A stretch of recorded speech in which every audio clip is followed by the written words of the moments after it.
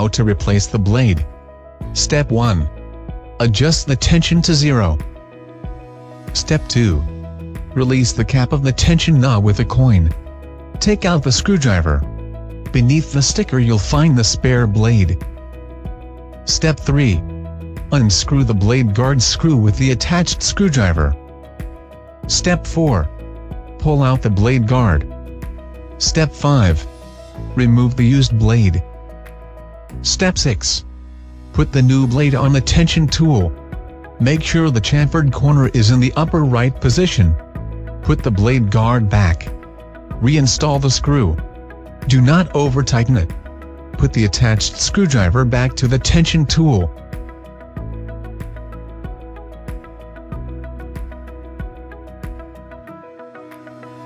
Do you want more information? Visit wkk.eu or contact us for more advice.